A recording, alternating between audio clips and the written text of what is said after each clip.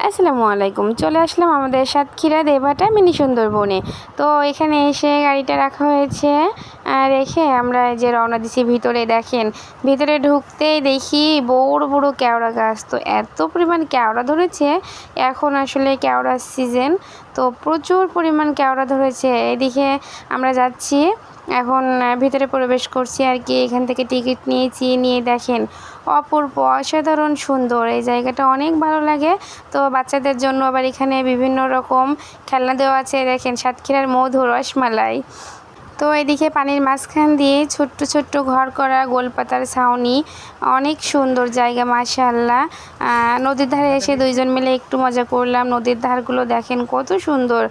এখানে আসলে এমনিতেও মনটা অনেক ভালো হয়ে যায়। এখানে আছে ঝাউ গাছ, বাইরে অনেক রৌদ্র। তো এখানে আমার হাজব্যান্ড বসে পড়ছে, তো আমিও আসছি। আল্লাহ হাফেজ।